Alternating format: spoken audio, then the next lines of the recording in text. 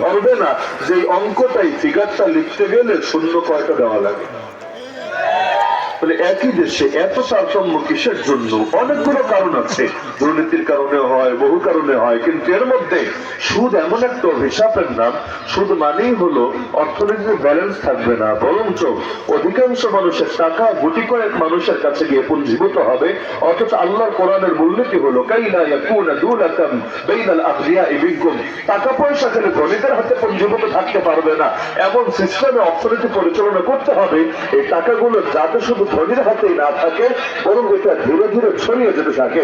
আর এর মানে এটা না দেশের সবাই একই পরিমাণ টাকার মালিক হবে, তবে অবশ্যই তাদের মধ্যে একটা পর্যায় পর্যন্ত ভারসাম্য থাকা লাগবে, ব্যালেন্স থাকা লাগবে, এমন যাতে না হয় কারণ টাকা রাখার জায়গা নেই আর আরেকজন ক্ষুধার জ্বালায় পেটে পাথর বাঁধে, তার পেটে দানা ফেলার মতো একটা পয়সা তার কাছে। তাহলে কোনটাকে আপনি নীতি বলবেন, সুশাসন বলবেন? আজকের বাংলাদেশে ইতিমধ্যে সকলে জানার কথা যে ভ্যাট এবং সম্পূরক শুল্ক আরো বাড়ানোর উদ্যোগ নিয়েছে, যার কারণে 42টা আইটেমের মধ্যে নতুন করে দাম বাড়তে যাচ্ছে। হয়তো আগামী কয়েকদিনের মধ্যে বেড়ে যাবে। একটা কল দিবেন, আগের চাইতে বেশি পয়সা লাগবে। আপনি ইন্টারনেট কিনবেন, আগের চাইতে বেশি পয়সা লাগবে। বিমানের টিকিট কাটবেন, আগের চাইতে বেশি পয়সা লাগবে। এরকম 42টা জিনিসের উপর আরো বেশি করে চাপ চালায় দেওয়া হবে। কেন? এটার পেছনে আমার দায় কি, আপনার দায় কি? কেন চাপানো হবে? এখানে আমার আপনার সমস্যা কোথায়, বা আমি কিসের দায় নিচ্ছি আমার কাছে?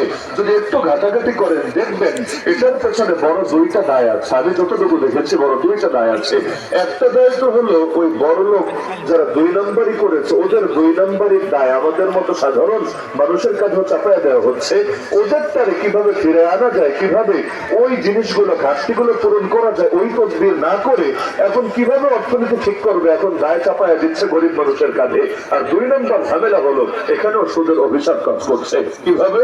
কারণ সরকার ব্যাংকগুলোর সাথে যখন লেনদেন করে তাদেরকে এত পরিমাণ সুদ দেয়, এত পরিমাণ লাভ দেয়, এখন ব্যাংকগুলো সরকারকে সুদী চুক্তিতে আগের চাইতে আরো বেশি আরো বেশি আরো বেশি পয়সা দিতে আগ্রহী থাকে।